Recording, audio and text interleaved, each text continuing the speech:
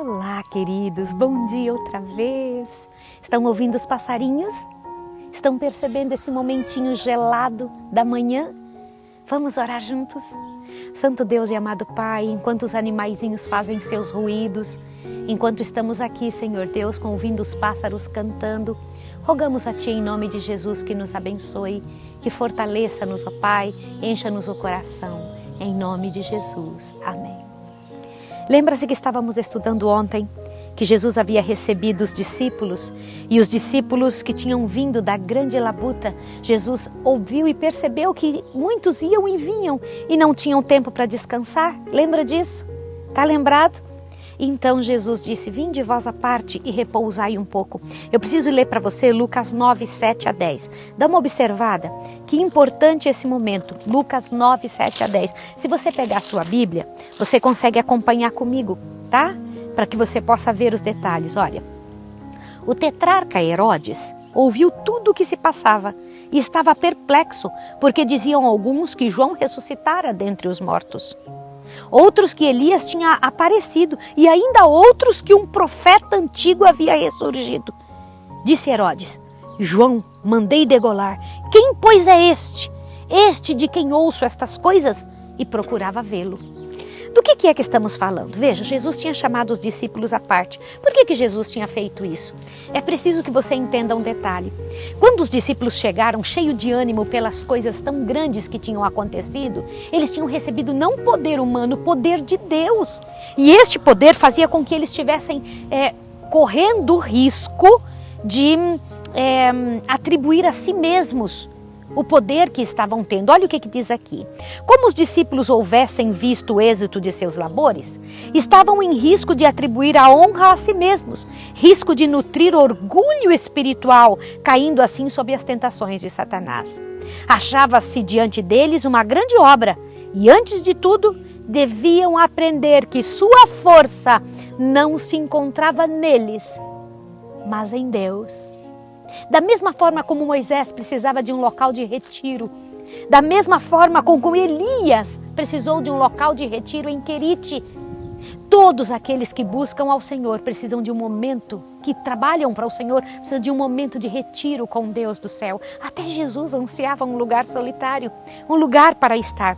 Mas veja que coisa interessante, a notícia da pregação dos apóstolos chegou a Galileia e chegou até Herodes, chamando a atenção para Jesus e sua obra.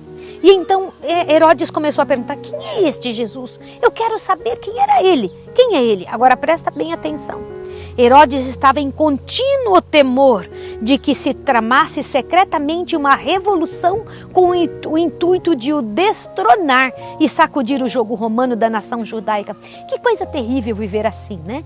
Com medo do que vai acontecer, com medo de suas próprias atitudes, com medo das consequências de seus atos. Era assim que Herodes vivia, sem saber que mesmo para ele ainda havia salvação, mesmo para ele ainda tinha solução. Quantas vezes vivemos dessa forma? Agora você precisa ver outras pessoas que se uniram a Jesus. Olha bem, e era evidente que o trabalho público de Jesus na Galileia não podia continuar por muito tempo. Aproximavam-se as cenas de seu sofrimento e ele desejava estar por algum tempo retirado do bulício da multidão. Jesus sabia que estava chegando uma hora muito difícil para ele e você tem que estar conosco para observar e estudar conosco as últimas cenas da vida de Jesus enquanto esteve conosco. Agora veja, consternados, haviam os discípulos de João levado a sepultar seu mutilado corpo. Depois foram anunciá-lo a Jesus. Estes discípulos tinham tido inveja de Jesus quando viram que Jesus também pregava e os discípulos de Jesus também pregavam. Eles mantinham inveja e por um tempo acabaram se associando aos próprios fariseus para falarem mal de Jesus.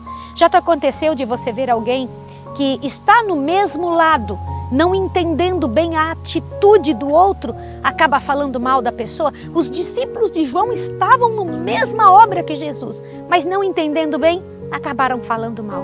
Jesus os recebeu com carinho, quando então, na perda de seu mestre, João Batista, vieram em busca de Jesus.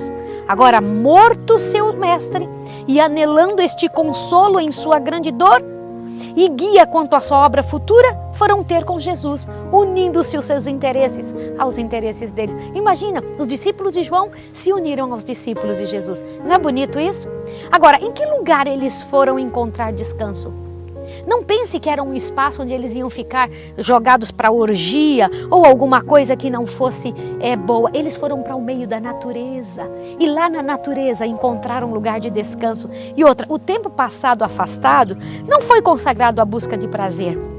Falavam entre si a respeito das obras de Deus, das possibilidades de tornarem-se mais fortes, de ouvir instruções do Mestre. Tempo de descanso de verdade é aquele que a gente tira para estar do lado do Senhor, recebendo forças outra vez para as lutas da vida. Eu vou orar por você nesse sentido. Santo Deus e amado Pai, abençoa-nos, ó Senhor.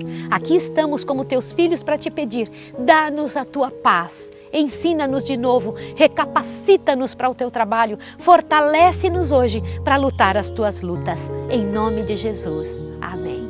Tenha um bom dia.